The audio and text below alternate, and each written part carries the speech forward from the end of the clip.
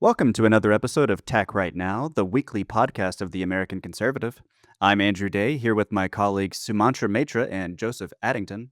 Today we'll be talking about the talented Mr. Witkoff, Steve Witkoff, that is, President Donald Trump's very special envoy, who is leading diplomatic efforts to resolve the Russia-Ukraine war and get a deal with Tehran to verify that Iran isn't building a nuclear weapon, or perhaps to dismantle Iran's nuclear energy program entirely. The administration's diplomatic goals are not completely clear, and I'm sure we'll talk about that. After discussing those topics, we'll each provide our assessments of Trump's performance in his second term so far on foreign policy, immigration, the economy, and other matters. Before we dive in, I want to remind our listeners that there is a video version of this episode that you can watch on YouTube. So please subscribe to the American Conservative on YouTube and smash that like button. Okay, so let's go ahead and dive into our topics. First on Iran, because that seems like the most topical and timely in terms of U.S. diplomacy. Sumantra, you're a man who has talked to diplomats and other government officials and been privy to negotiations. So can you just kind of lay out first what generally has Witkoff been up to the last couple weeks, and when it comes to Iran, of course, and two, how do you think he's doing? Thank you, Andrew. And before I start, I would like to mention to the audience, like if you find me talking in a funny way, that's because I've got a toothache. I usually sound the weirdest of them all out here in this podcast anyway, but this is additional. This is not my accent. This is purely biological. Um, so Steve, so Steve Witkoff is an interesting character. He has got no diplomatic experience, so to speak, technically, which is in a kind of weird way an advantage to him because he is in a strange position which might be classified more as an enforcer of Trump's foreign policy rather than a traditional diplomat. So in traditional diplomacy, for example, you go and talk. You essentially before you commit to anything, you stake your own red lines, and then you ask about the red lines of the other side, and then you come back and then you negotiate based on that. Like the basic two endpoints, and then you kind of figure out in which end of the spectrum you're going to end up, and that depends on your diplomatic prowess. Witkoff is nothing like that. Witkoff is a businessman, and Trump has essentially put Witkoff in a position where he's kind of like an extricator, like he's extricating the United States from various follies, so to speak, when it comes to Ukraine and Iran. The fundamental strategic interest, from what one can gather from the negotiations that's happening under Trump, is the revealed preferences show, demonstrate that President Trump wants to get the United States out of a conflict in Ukraine. That means like out of a proxy war. We are not in direct conflict with Russia, although technically given news, we might be co-belligerents according to some international law, given that we are providing targeting coordinates. Nevertheless, American troops are not conducting combat in Ukraine. That being said, we are spending a whole bunch of money and material in Ukraine, and we are trying to have kind of like a grand bargain with Russia. And President Trump has kept Witkoff in that position where he can go and talk to the Russians and say, like, by the way, we want to get out of this thing. This is what we offer. That's it. We've got nothing else to do. It's an extrication process. It's even more when it comes to the Iranian issue, which has been a core point of Trump. Trump himself tweeted or Truth Social that of all the foreign policy issues that he's facing, Iran is probably the easiest. Now that is counterintuitive. Like people might think like, okay, this is a process that has been going on for like over 20 years. We haven't reached anywhere close. Why is Trump thinking that that might be easy? Purely because in this case, there are like two parties who are talking to each other. Whereas in the case of Ukraine, there is a whole variable of Europeans who can keep on funding the Ukrainians to continue the war. So even if Trump wants to have a peace process with the Russians, he cannot do that in Ukraine as fast as he wanted to do. But on Iran, he's essentially trying to get like a JCPOA plus kind of treaty or a deal where the Iranians won't enrich their nuclear weapons. They're not going to go dash for the weapons process. And he is positioning Witkoff as a person who is going to, again, extricate the United States from that position. Now, Witkoff is, from what we could see, doing it pretty good. He is going on a shuttle diplomacy kind of thing. He's obviously, I don't think he personally has any opinion when it comes to all of these conflicts. He's purely there as Trump's envoy, kind of like a medieval diplomat in a way, in some ways. Like, yeah, just like, here is what my king or my emperor wants to do, and this is what we are going to do. Like, I'm not here to actually talk about anything. I'm just here to essentially present what my king or my emperor wants to do. In some ways, with autocratic countries, that might work. We obviously have to see the results. I think on Iran, he has moved a lot further than what anyone expected. I mean, there is a significant Republican opposition to any kind of deal with Iran. Even like prominent Republicans like Ted Cruz and Tom Cotton, obviously the whole lobbyist group in DC who are completely opposed to any kind of deal with Iran. They're constantly saying like this is similar to the Obama deal, which is true in some ways, but also false because at some point in time, if you have to have a deal with Iran, Iran is in a structurally better position than it was in 2015. So quite clearly, the kind of deal that we are going to get from Iran is obviously not going to be exactly the same as Obama. It might be even some worse in some ways. But like that is a bargain. At the end of the day, we don't want to be another Middle Eastern war. And what Trump is trying to do with Witkoff is like essentially using him as an envoy to kind of make sure that that happens. Yeah, and maybe I'll just, before I throw it to you, Joseph, give some background information. So, Steve Witkoff flew to Oman from St. Petersburg last week, and he had been meeting for the third time with Vladimir Putin. He flew to Oman to participate in talks with Iranian envoys. There was some question about whether he would meet face to face directly with Iranian officials, and indeed he did on Saturday. Initial reports that he talked for a few minutes, basically while walking out the door with Iran's foreign minister. We now know they talked for a longer period of time than that, about 45 minutes, it seems. And it seems like Witkoff succeeded in his goal of laying the ground for substantive negotiations. There's going to be more talks scheduled for this weekend, also in Oman. I believe they were supposed to be in Rome, but now they're going to be in Oman again. So that's the general situation right now. Joseph, what do you think about all this? Witkoff's performance, diplomatic performance with Iran? Sure, uh, I think we talked about this some last time we were talking about the Iran deal, but the real big question is whether the government is going to take the sort of restrainer approach and look for a deal that really approximates the Obama era JCPOA, sort of a restriction on the um, putting a limit on how much uranium the Iranians can enrich within their, civil nuclear program versus what Netanyahu, for example, or Mike Waltz want, which is a complete dismantling of the entire Iranian nuclear program, civil and military, with additional restrictions on like Iranian missile testing and so forth. What Netanyahu calls the Libya approach, which is probably about the worst branding that you could possibly give any sort of nuclear disarmament treaty, given what happened to Gaddafi in the aftermath of his decision to dismantle Libyan nuclear weapons. Um, so I think the likelihood right now is that we're looking at something much closer to the Obama era JCPOA. Um, and my memory's failing me right now, but I think that Witkoff said in an interview that they were looking at limiting the Iranian enrichment to the same level that it was under the JCPOA. Yeah, that's right, although he's kind of backtracked that, and this has been, the most serious ambiguity, and I would even say confusion about the administration's diplomatic goals. Some people have been saying that we want Iran to only enrich to about 3 to 4% for their uranium, and we want them to reduce their stockpiles, basically do all the things the Joint Comprehensive Plan of Action accomplished. That was the Obama-era Iran nuclear deal that was struck in 2015 and that Trump withdrew from in May of 2018. So that's what Witkoff said in a recent interview, but then the next day he walked that back seemingly on X, and he seemed to get closer to the more hardline position that we've been hearing from people like National Security Advisor Mike Waltz, and that apparently Secretary of State Marco Rubio also supports, which is a full dismantlement of Iran's nuclear energy program.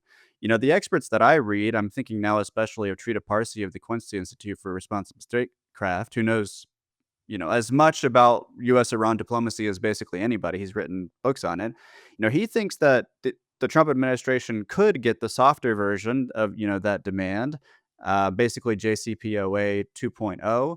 He's very skeptical that Iran would be willing to dismantle its entire civilian nuclear energy program. And it does seem like this so-called Libya model that Netanyahu has endorsed and that Mike Waltz and Rubio support, it seems like a poison pill. Like, I think the people advocating that know that it's non-negotiable. That's not going to happen. Iran is not going to agree to that.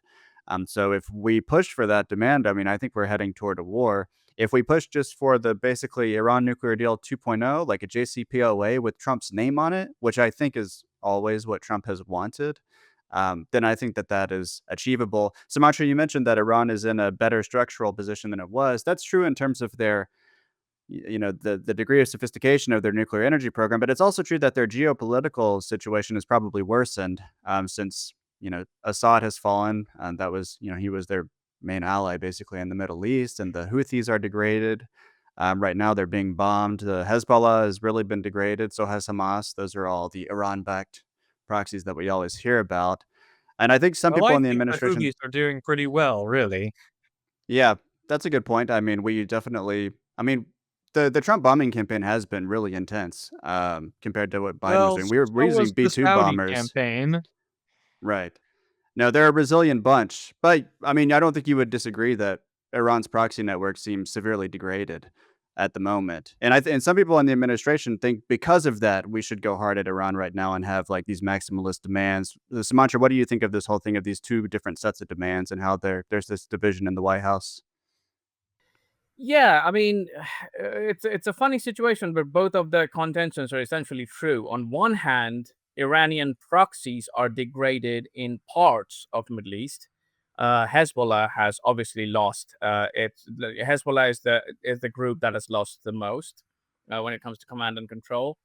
Hamas has lost a lot of fighters, but also they kind of still control. I mean, their replenishment rate is a lot higher than what the Israelis would have expected it to be. There hasn't been any change in the structural situation when it comes to Yemen and Middle East, fundamentally because we can't like bomb the Houthis to submission anyway. But overall, that and Iranian position in Iraq hasn't been degraded at all. Like all the Shia militias which are there in Iraq are still in positions of power. No one actually attacked them or gone to war. I'm sounding Well, listy because of Syria's my tooth, gone and it's now. really funny. Was that sorry?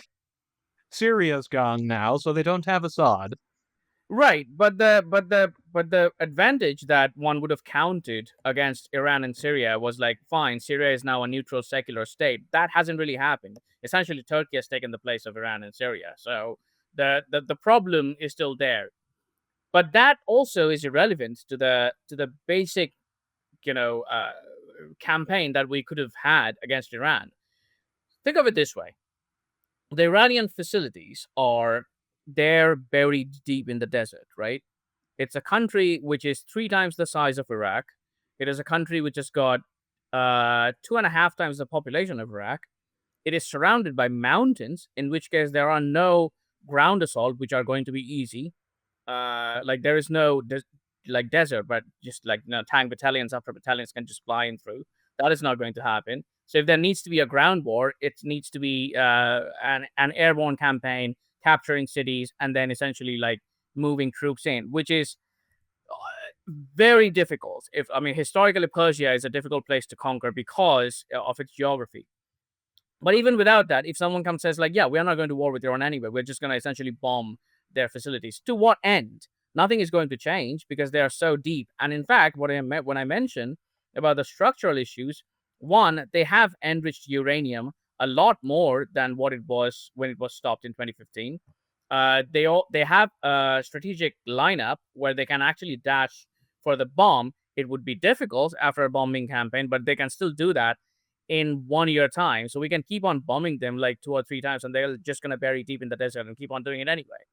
Um, and third, there was a time for those of us who remember when the Iranian population was actually opposed to their government a lot more than what it is currently because of our sanctions, because of our constant economic pressure campaign against Iran.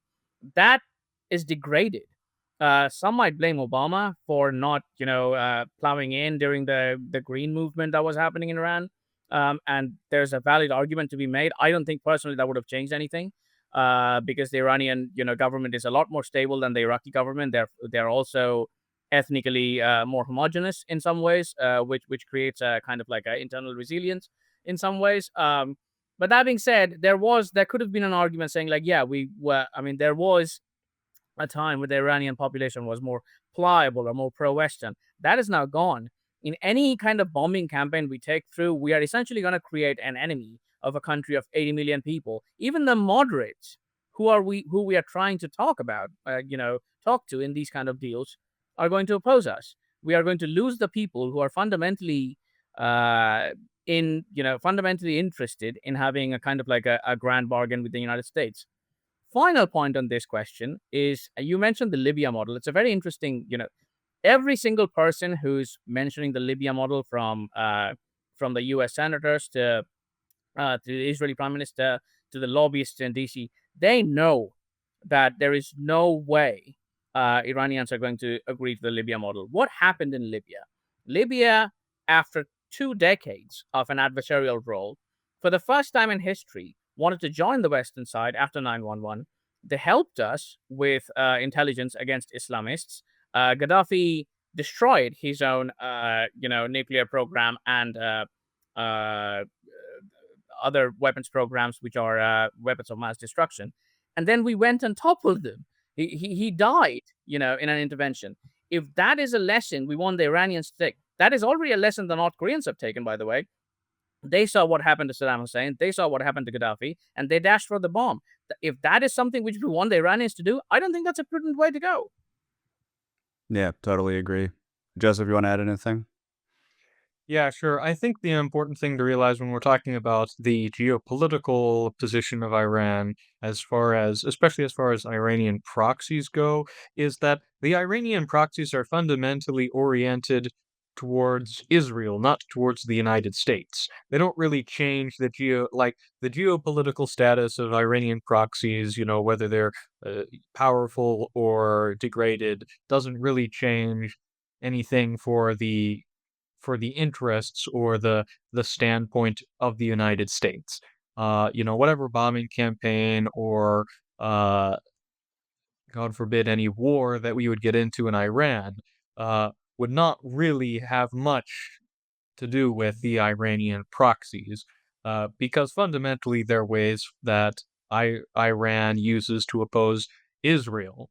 Um, so I think that's something that you have to consider. Yeah, maybe the last thing that I'll say is just about this argument people make that Trump is gearing up, assuming that they actually are pursuing these so-called soft demands of just, scaling down uranium enrichment in Iran rather than dismantling the civilian nuclear energy program. A lot of critics at places like the Foundation for Defensive Democracies, a very hawkish pro-Israel think tank, are saying, well, that's just the Iran nuclear deal 2.0. Trump would just be another Obama. The point that I would want to make is the Iran nuclear deal was awesome. Like, Pat Buchanan praised the Iran nuclear deal. He called it the seminal achievement of the Obama administration in foreign policy. Under the terms of that agreement, Iran dismantled most of its centrifuges. It was filling its most advanced centrifuges with concrete. It was shipping huge quantities of enriched uranium to Russia, right? It allowed broad access. It already had been complying with, its obligations under the NPT, proliferation treaty, but it granted inspectors even broader, like really unprecedented access to verify that it wasn't, making a move to develop a nuclear weapon. It was totally in compliance with the deal, even when Trump withdrew from it. That's what the international watchdog said. That's what Trump's own administration said. He called it the worst deal ever. I think that that was one of his worst mistakes ever. Honestly, I agree with Buchanan that this deal was good for America. And I would also point out, Sumatra, you rightly brought attention to Iranian domestic politics. And when the Iran nuclear deal was active, it had a salutary influence on Iranian domestic politics from an American perspective. Hassan Rouhani, a moderate president at the time, he got reelected in 2017, largely on the strength of the nuclear deal because there were reduced sanctions as a part of what the West was doing under that agreement, and also just having better diplomatic standing. It made Rouhani popular, and then after Trump withdrew, the political standing of the moderates in Iran really diminished. it seemed like the hardliners had been vindicated because they had been saying, don't trust the US, they're not going to honor an agreement. And then we got Ebrahim Raisi, this, extreme hardliner, became president. He died in a helicopter crash. Now we again have a moderate who wants to engage with the West. I think that right now, the administration is kind of like putting a gun on the table and saying, okay, Iran, make a deal or we're going to shoot you in the head. I don't think that's necessary. I think we should just try to get another JCPOA 2.0, update it for the modern conditions, and that'll be good. That would be quite the achievement. Sumantra, you want to add? Yeah, I would like to add like a very short couple of points which you mentioned, like on the question of Trump being similar to Obama when it comes to Iran. What is the alternative? Is it going to be like George W. Bush? Like that? I mean, when people say like, yeah, Trump is like Obama when it comes to the Iranian nuclear deals, and I sincerely want to ask them like, so do you want another Middle Eastern war with like just a country which is 3 times the size of Iraq? Like, how did that go last time? Like, what is the end game of this thing? Like, we are just gonna keep like a whack-a-mole, like kind of like a bombing campaign against Iran, and obviously they're not going to do anything because they don't have any pride in their country. Like that is not possible. It's a big country. It's relatively powerful. The second point that Joseph mentioned was about the proxies being primarily targeted towards Israel. Part of the reason is we are not in war with Iran. That would change dramatically, against every Middle Eastern interest. Like, I mean, we are talking about an effect which would happen in places like Bahrain with a significant chunk of Shia population, or Jordan, or Iraq, like if countries where we legitimately have interests and troops present, they will be in harm's way. Iranians are not just gonna like take it, lying down if we just keep on bombing their plants. It's an old and proud country. It's one of the oldest civilizations of the world. Like they do have a certain hegemonic pride, being one of the top 3 major powers in that region for over like 2,000 years. That is not going to change, with a couple of bombing campaigns. And you mentioned Buchanan and Trump. I think part of the reason why Trump is also kind of like gun shy in some way, like he understands instinctively, and is surrounded by people, including Jerry Vance, as far as report goes, who are opposed to an Iranian confrontation this time. Last time he didn't have that. I think he also kind of feels that he was misled in some ways by his advisors, including Pompeo and Bolton, and he went on a maximalist approach against Iran, and that didn't really work last time. So I think he understands inside. I mean, one can only hope that he understands inside him that like this is not the way to go. Yeah, I mean, that's possible, but at the same time, the administration's rhetoric has still been extremely aggressive, including, Trump Yeah, himself saying that, it seeming to suggest that either we take the deal or the obvious way, meaning bombing Iran, yeah, which would be a pretty dramatic step in aggression, step upwards in aggression. I do think I do think a Trump JCPOA, even if it's literally the exact same deal, would have one advantage over the Obama era JCPOA, which is that it would have Republican buy-in, which the Obama correct. era JCPOA did not. Only Nixon can go to China. Like the same principle with Trump. Like only Trump can sell an Iran deal. Yeah. The first piece I ever wrote at the American Conservative, or maybe the second, was only Trump can go to Tehran. And I made this Yep. argument that he was politically well positioned to accomplish this, both in terms of domestic politics and in terms of, credibility from the Iranian Right. perspective. They're very distrustful of Trump because they think, well, what if we, do all this again, get rid of our uranium stockpiles, and then he just trashes the agreement again. At the same Right. time, if he can convince them that he wants this, then they can be more assured that it will last across multiple administrations, assuming the Democrats don't try to outhawk the Republicans on Iran. I think we need to move now to Russia, Ukraine to discuss Steve Witkoff's diplomacy there. Witkoff has met in person with Vladimir Putin 3 times. To me, that is astounding for the president of a proud nation and great power like Russia to meet with the friend and envoy of a foreign adversary's president. Witkoff has said he thinks that Putin genuinely does want to end the Ukraine war, but of course that conflict is still raging. On Sunday, there was a pretty horrific Russian ballistic missile attack in Sumy, a city in northeastern Ukraine. That city is bombarded regularly. And some analysts think that Russia is planning a ground invasion, but the Sunday attack killed more civilians than any other Russian attack in like 2 years. It was a double tap strike, meaning a ballistic missile hit, and then moments later another missile hit, that often has the effect of killing medics and Good Samaritans who had rushed to the scene to help the wounded. The strikes killed, last I read, 34 civilians at least, including at least 2 children. It wounded like 117. So the Ukraine war is still very hot. So Sumatra, can you talk a little bit about Steve Witkoff's and Donald Trump's diplomacy on Russia Ukraine and what you kind of envision going forward? Yeah, I think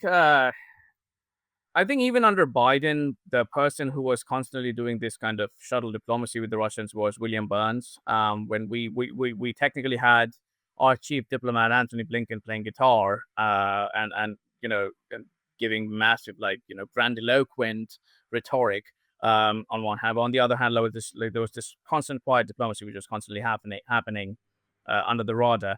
That only increased with Witkoff. I think there is a genuine ideological moment.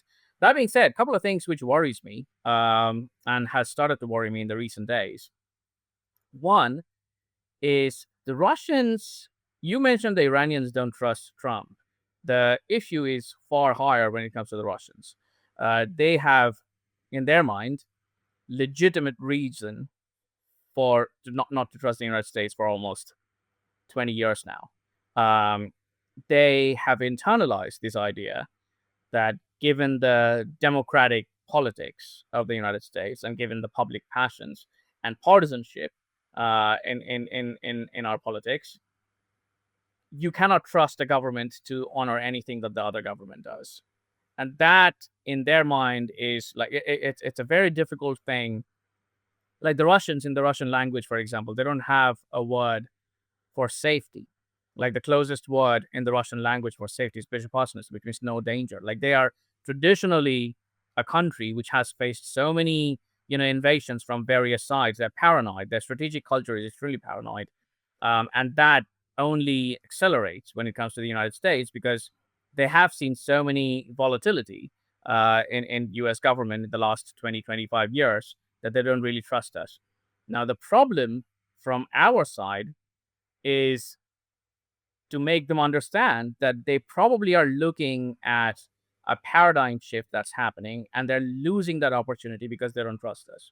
Now, this is similar to Nixon in some ways, but also there are hardliners on the United States too, who are waiting in the sidelines for any grand bargain with Russia to fail.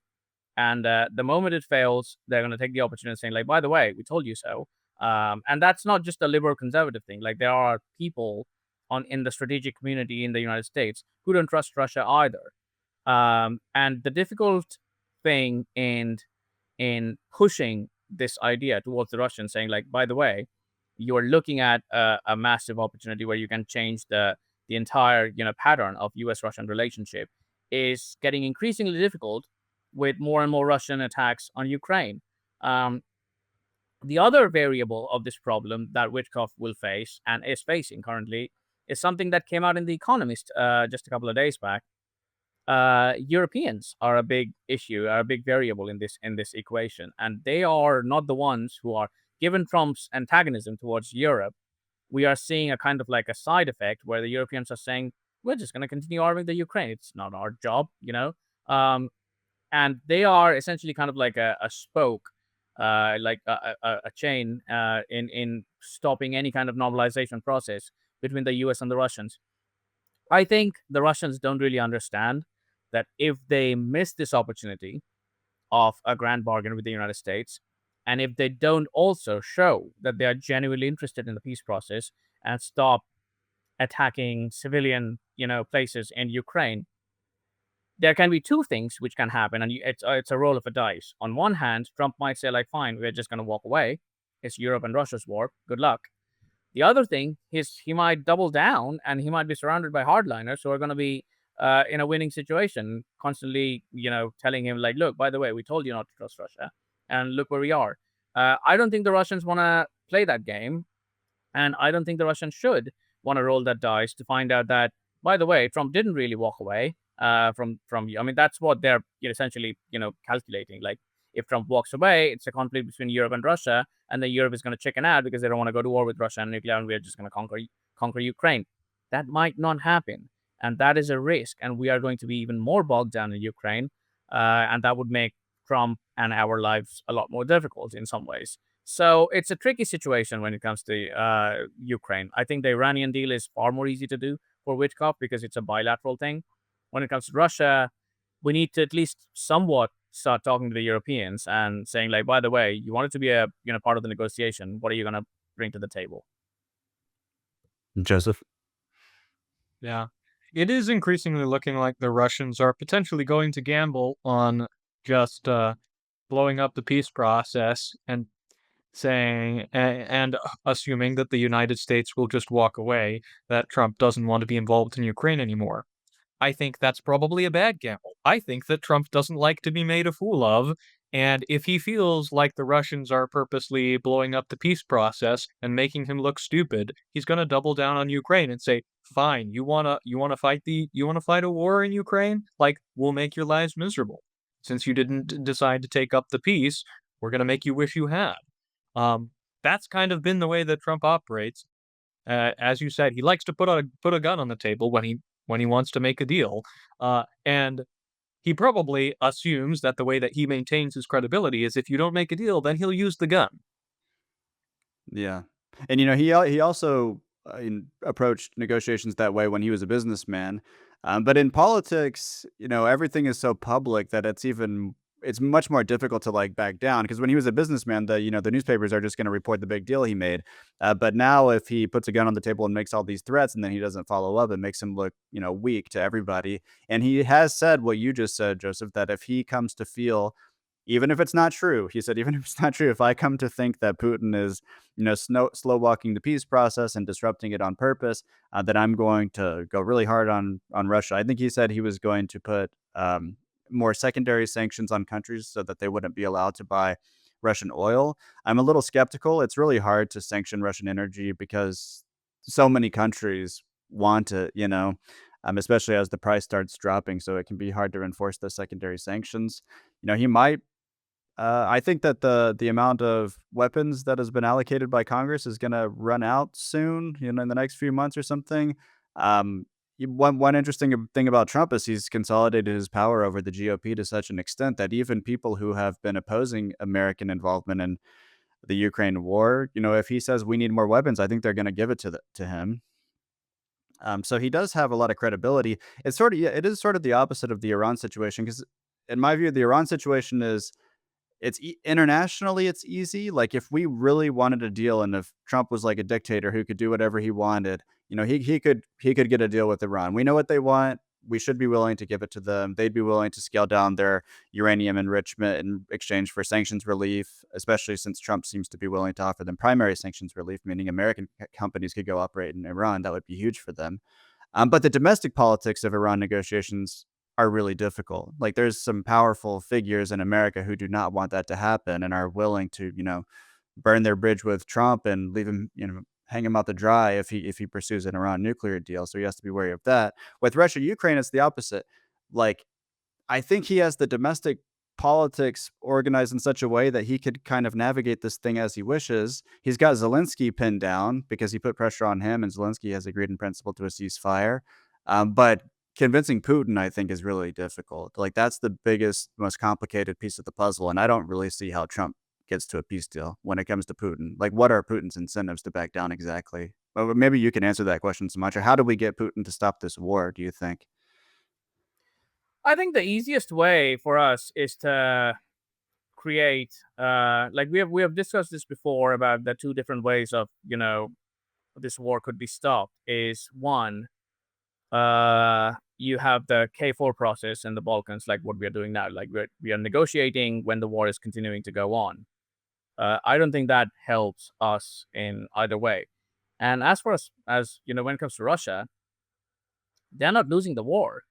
They are, at the end of the day, a big power, and they've got an unlimited amount of manpower and weapons to throw in this mix. They might not be able to conquer Ukraine tomorrow, but they're also not losing the war, and they are willing to play the long game and waiting the United States out.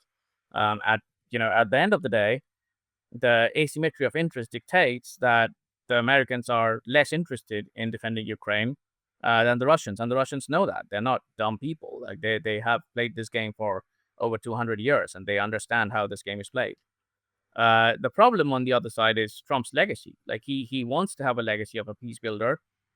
One of the easiest things he could do, and it's advisable that he does, is to create a deadline of an armistice.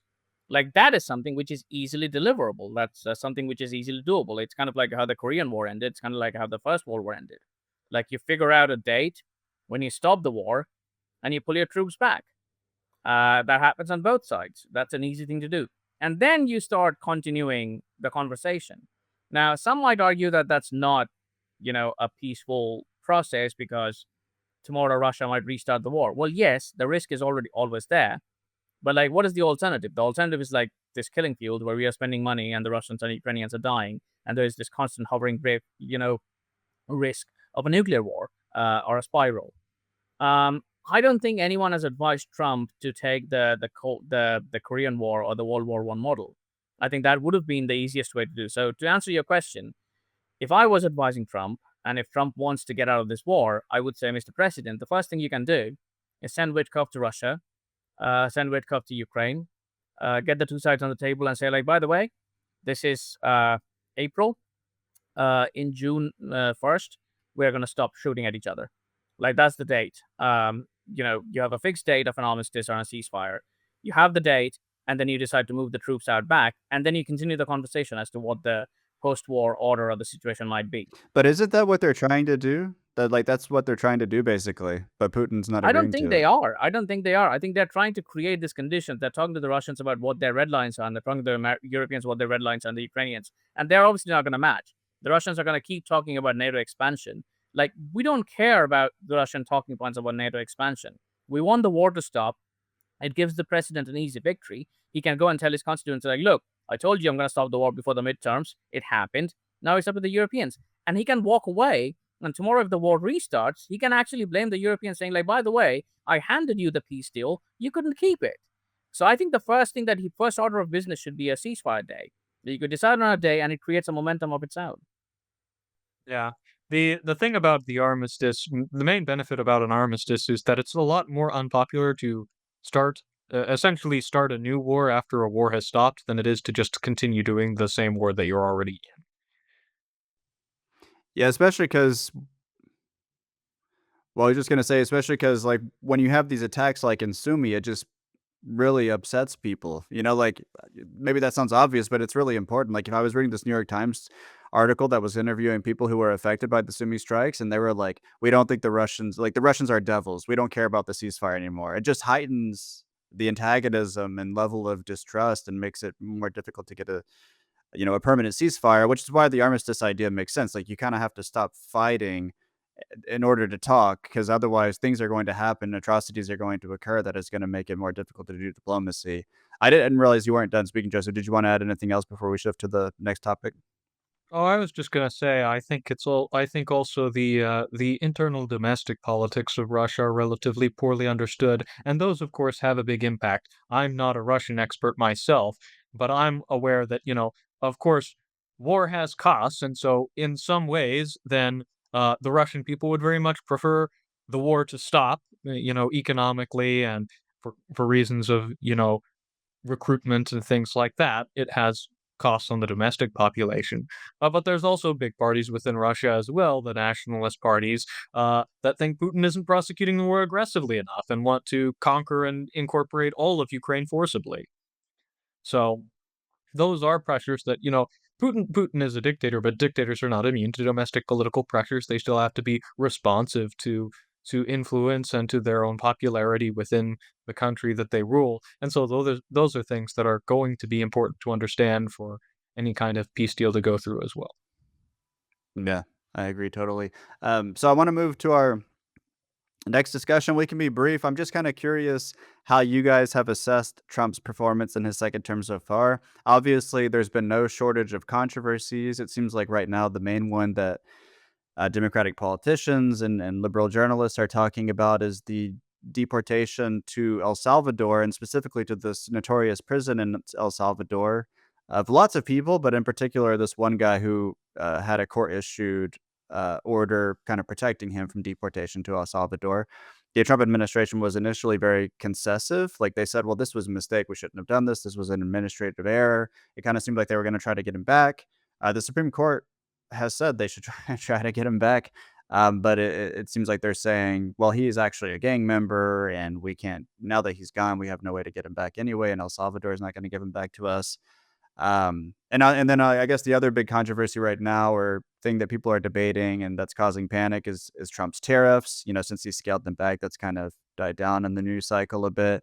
But that's something else you guys can turn your attention to, or to anything else. We've already been talking about foreign policy, but if that informs your assessment, you can talk about it. So, Joseph, I'll start with you. How do you think Trump's doing so far?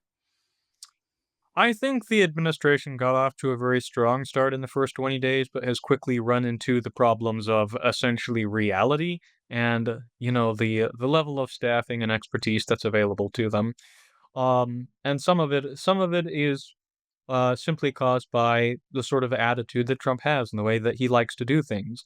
I think the two things that I was most interested in were immigration and economic policy. Immigration, as far as it goes, we've had a lot of, we've been fighting over this deportation to El Salvador. But if you look at the actual deportation numbers from the Trump administration, they were releasing the numbers at first, publicly, but they had to stop because it was kind of embarrassing. Like they campaigned on mass immigration, and the deportation numbers that are coming out are actually very low. So just on a administrative level, that's kind of embarrassing.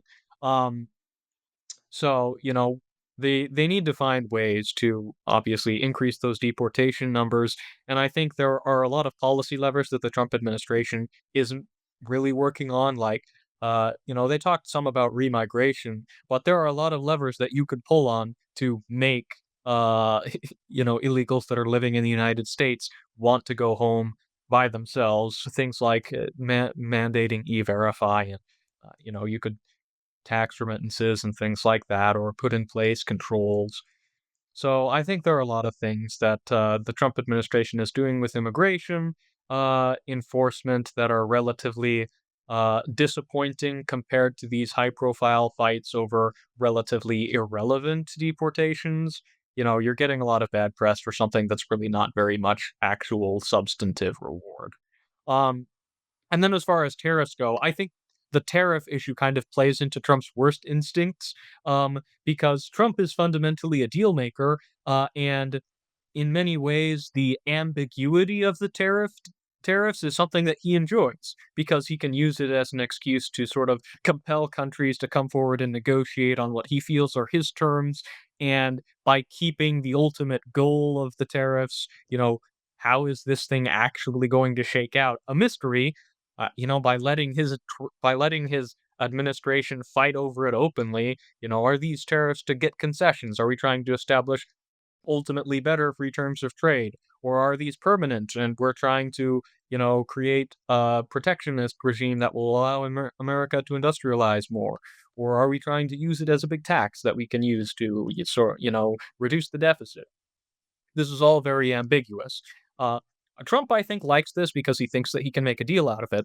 But as far as the economic impacts go, I think it's extremely devastating, both for the markets, but also, if you're really interested in doing any kind of industrialization, you need companies to know what the goal is so that they can make plans for it. As it is, you have a lot of American companies that want to orient their supply chains towards whatever the end goal of the Trump administration is. They can't do that because they don't know who they need to buy from, because they don't know what the purpose of the tariffs is and how they're ultimately going to end up. And so, you keep yanking the chain every 90 days or whatever, whenever the postponements run out, and then you do this whole circus over again. And so it doesn't really seem like there's a clear plan. Uh, Trump likes that, probably because he likes to make deals, but I think it's an extremely bad way to conduct economic policy, whether you like the tariffs or not. Hmm. Sumantra, your assessment of Trump so far? Yeah, I've got so much to say. Like that would just be a whole new episode on its own. But like, I'm gonna touch on something Joseph mentioned. I'm gonna just take it forward from there. So there are plus and minus on both sides. Trump is essentially facing the same problem that you would face when you win with a big coalition. It's the price and burden of having a big tent movement. On one hand, he's right that there has been he's the first guy since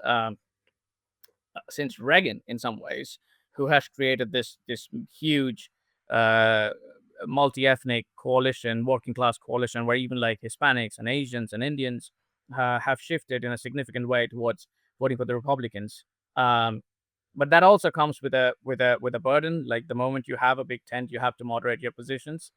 So let's take three things which were the three policy positions that Trump took to win the election. Immigration. One of the best things that happened under Trump was stopping of immigration in the border. During the end days of the Biden administration, there were 800,000 people crossing. That has boiled down to almost like 2024, 25 people, which is a huge. I mean, just the number of people who were coming to the United States was unthinkable. That has stopped to almost a near zero. That is a huge credit to the Trump administration.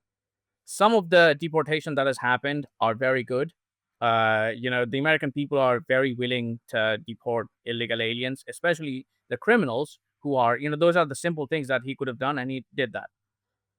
There has been also a lot of easy things that he could have done, but he didn't. H-1B is one of the issues. He could have stopped H-1B visa or cut down the quotas of H-1 visas. He didn't do anything of that sort.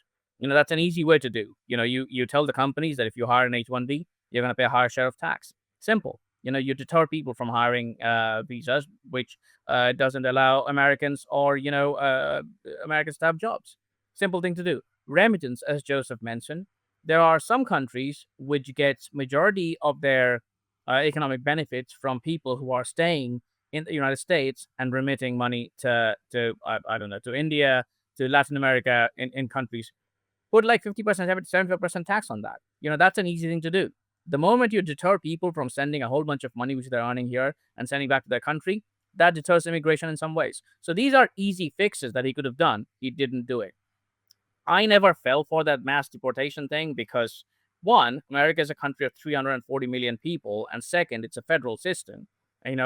If anyone believed that like in day one, Trump can just like pack everyone and tell them to pack their bags and go away, doesn't really understand how the American system of governance and courts and different states work. Like there would be so many opposition to that, which is essentially what's happening. Not meaning to say like that's a good thing, but like those were something that that Trump would have faced anyway. So I never really bought that. That being said, a more could be done in deporting people who are here illegally, and he hasn't done that so far. So that's immigration. On economy, I am opposed. No, I'm not opposed to tariffs, but I would prefer to have them like targeted towards China and European Union. But economy and foreign policy is somewhat tied in the Trump administration in some ways. And the problem with that is if you go to war against everyone, they're going to bandwagon against you. I've been harping on this thing for a long time. I've been writing about this thing. The Trump administration's tendency to essentially have a bellum omnium contra omnes, like a war against all, when it comes to tariffs, is not beneficial when it comes to foreign policy. If you want to have China as the primary enemy, you need to have some kind of understanding with European powers. That is how the boundary of the logic of geopolitics works. You might not like the European Union, but you will have to come to a deal with them. America is not structurally in a position like it was in 1920s that it can go alone. There has to be some kind of alignment with countries which are, if not completely aligned with us, at least rhetorically similar to us in some ways. If you have to, deal with China. On the other hand, you can essentially vouch for autarky, but I don't think the American people will want that. Foreign policy is an easy way. I think that is the place where the Trump administration so far has done the best job. They are moving troops out of Syria. They are coming to a detente with Turkey. They are planning to put a ready chips act on China when more manufacturing of chips is going to nearshore to Mexico and the United States. They are planning to cut down troops in the European Union. Hexet has given a speech saying the conventional deterrence needs to be a burden of the Europeans, and they want to avoid a war with Iran. So that's, I think, of economy, immigration, and foreign policy. Foreign policy is the one that I'm most happy about. But on the other two, there's a lot of things that Trump can do, and he needs to do it fast. Yeah, so I guess I'll just follow the lead that you guys had, and follow you didn't just say on immigration. You know, it's true that he sealed the border, and that's really good. I'm glad he did that, and that's also related to why the deportation numbers have been low. They're lower than they were in Biden's final year, just to let the listener know exactly how low we're talking. And those two things are related because it's just easier to turn away an illegal alien at the border than to locate one in the country's interior. So the decline in deportation numbers is kind of an artifact of an immigration success, but I think that Trump has basically accomplished everything that he can on his own when it comes to immigration, and he needs a legislative agenda. Like the Republican Party is probably going to lose the House in the midterms, okay? It might also lose the Senate because there is some indication that independents are turning sharply against Trump as a result especially of the tariffs. So while he has a GOP controlled Congress, I really think that if he wants to get E-Verify, if he wants to tax remittances, if he wants to get more funding for his deportation program, enough funding for more ICE attorneys and just to fund the general immigration court system, for border security, uh, for more ICE officers who can actually locate these people in the interior, he needs Congress for that. And I think this has been the biggest failing of the Trump administration so far is just the lack of a legislative agenda. It's really odd because he had clearly these ambitions to, you know, have this really impressive legacy and to be this transformative figure. And most presidents who have such ambitions try to get the ball rolling on Congress. He's preferred this kind of flurry of executive actions. I think that the low deportation numbers are also related to these very splashy deportations and this agreement with El Salvador, where we, send people to their most notorious prison where alleged terrorists are held. That's obviously created a controversy now, and I think that the Trump administration is going in the wrong direction on this. Like they should be trying to deport illegal aliens. Certainly, I'm an immigration restrictionist, um, but I don't understand why they would target like this particular person. They say it was an administrative error, but now they're clearly not complying with an order to bring him back. This guy had a withholding order that prevented the government from deporting him to El Salvador. We not only deported him to El Salvador, but we sent him to a prison in El Salvador, and he hasn't been charged with a crime, much less convicted of one. Um, the Trump administration should deport the illegal aliens to their home country. We should not send them to a prison if they haven't been convicted of a crime, and that's just baseline principle. Yeah, go ahead, Joseph. You seem like you might want to disagree. Sure. Well, just a couple of things. As far as the legislative agenda goes, I wanted to know that the budget that Congress is passing does have a big chunks of budget increase for immigration. So some of that is going on. It's just a little bit under the radar. But I And there wanted to was the point Lake out, and Riley Act too on Inauguration Day, right? The Lake and I That's like the only major bill that's been passed so far, and that pertains to immigration. yeah. But I think the debate that the GOP is having there is, it's hard to sell a big increase in immigration spending plus a big tax cut, and it all just throws onto the deficit, which is another issue. But as far as El Salvador, the reason that he had a withholding to go to El Salvador is because he said he was in danger from the gangs in El Salvador. He's from El Salvador, so they deported him back to his home country. Um, but I mean, if you grant essentially the court's argument that anybody who is in danger of like cartel violence in Latin America has a right to asylum in the U.S., then essentially like everybody in Latin America has a right to asylum in the U.S. But his withholding his version of the withholding order, because it's very rare. I forget what it's called. Withholding order is what the term I'm using. I forget the exact name. That's a very rare thing to get. Like he wasn't given asylum. He was given the special category. Why was he removed then? Like there are lots of illegal aliens in America. There's millions. Like why can't the Trump administration go after the ones that they're allowed to deport? It's really easy to deport people. Like, if you can find them, it's easy, to do. I also want to just add a couple of things. There has been a significant number of own goals when it comes to the Trump administration. Like these are basic issues that could have been solved by just a bit more diligence in some ways. Like there's a Japanese researcher in Stanford or somewhere in California who At was deported BYU, because actually, I remember BYU. that. There you go. Like he had a parking ticket or something like that. Like a very A fishing insignificant violation. a fishing violation. Like how, I mean, how on earth do you think like that goes when it comes to PR? And I mean, American people don't really like needless cruelty. They're good people. It doesn't need to be a right winger or a left winger. Like if you see a blatant injustice happening because someone in a petty tyrant in a bureaucratic department decided that this person needs to go, and you don't follow through that. Like it's very easy to go and say like, look, there has been a mistake, we're bringing him back. You don't have to deport someone who's writing an op-ed criticizing the war in Israel because of some obscure foreign policy guidance that he or she uh ticked a box when he was getting a visa. At the end of the day, again, simple thing. Like if you believe in freedom of speech in a university, you would understand that's the position there is very blurring. Like you can't have like a fixed idea that you can criticize or not depending on your visa schedule. There would be instances where students, especially PhD students, are gonna write stuff then you might not like that is how the university system works. I think there are some very simple own goals. I think I would like to point out one tweet by our founding editor of TAC, which I retweeted the other day, and I think that's extremely important. Scott McConnell, who's the founding editor of TAC, he wrote that I've been involved with immigration restrictions since the 90s, but don't altogether agree. Many people are pretty much integrated into the American life and would be missed. The point should be to reestablish the border, which Trump is doing, and deport whom we want to deport. But to deport everyone would soon be seen as unpopular and falls into some moral ambiguities, at least for me. I think that is a pretty good guideline. Like, we are not opposed to deportation, even mass deportation of illegals and criminals, or stopping, securing the border. But like, we do it in a more diligent way, and which kind of like doesn't look like it's needlessly cruel to people.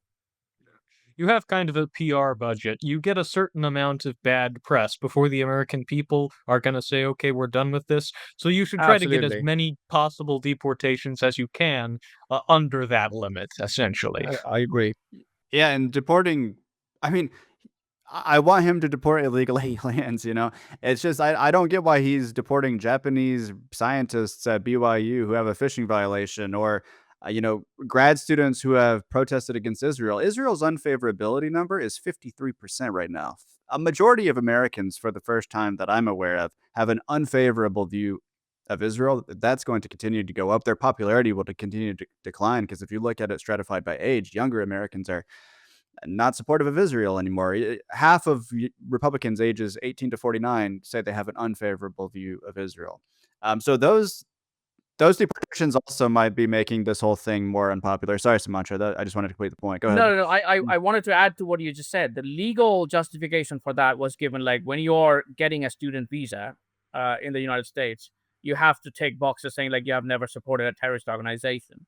And if you go and like support a terrorist organization like Hamas or Hezbollah, then by that logic, you're automatically deported. Which is again understandable, but it feels like it is a very strange way of judging university free speech. Like either you don't allow people at all to do any kind of protest, but you cannot like just pick and choose between various different protests. Yeah, they invoked the Immigration Nationality Act of 1952 to justify those deportations. Mahmoud Khalil has been the face of, this controversy. He was at Columbia, grad student. He actually had a green card, and it seems like the administration was unaware of that fact when they sent ICE agents to apprehend him because the ICE agents said that we're revoking your student visa, and the wife was like, actually, he has a green card, and then she went up to get the green card and showed it to them, and the ICE agent called someone and said, hey, this guy has a green card. He's a lawful permanent resident. He's being deported. Anyway, I wrote an article about that in TAC called Mahmoud Khalil Viewed from the Right. And I want to stress right now, like, I don't think that my view on this is like squishy. Like, I'm not coming at this from the left. I'm not saying, oh, I'm actually, getting a little uncomfortable with these deportations. I want mass deportations of illegal aliens, but it seems like Trump kind of no longer wants that. Like he was recently saying, well, illegal aliens working on farms, we're gonna pay them a stipend, let them go home, and then we're gonna bring them back in. It's like, well, what's the point of that? Like you're deporting lawful permanent residents for criticizing Israel. You're getting squishy on deporting illegal aliens now. And then they're because of this lack of a legislative agenda, they're on track to get less than 1 million deportations after Biden let in millions of illegal aliens over 4 years. I don't think that the right is actually getting what it wants right now. And there's like a lot of wishful thinking because of Trump's strong rhetoric, but like something needs to change now or else the immigration goals are not going to be fulfilled. Sorry for my rants. I think we got to go to picks of the week now. Joseph, what's your pick of the week? Yeah, sure. So we'll be quick to finish this up. So I'm gonna pick Jim Antle's piece that was published this morning, "The Actual Point of the Deportation," since we've been talking about immigration and the Trump administration's deportation policy. So good piece. Go check it out. Sumatra. My pick of the week would be from this magazine edition of the May June 2025 issue. It's by one of the finest revisionist historians in the United States, Sean McMicken. My colleague Jude Russo is constantly telling me to read his books, and I need to. His piece is on Turkey, which is a country that I'm observing every single day because it's a fascinating country, which is at the height of its power in almost 100 years and regional influence. The name of the piece is Erdogan's New Turkey and Old: The Neo-Ottoman Dreams of American Turkey Watchers Exceed Reality. I strongly suggest everyone to read that. It's a beautiful written essay. And speaking of Jude Russo, I'll actually pick a pair of pieces by him because they're on the same topic and they were published within like 3 days of each other over the course of the last week. The first one is called "Will Trade Policy Be America First's Iraq War?" And the first one that he published was called "Trump's Desperado Mission." These are both about tariffs. I feel like we should kind of maintain Tack's historical position of being in favor of economic protectionism.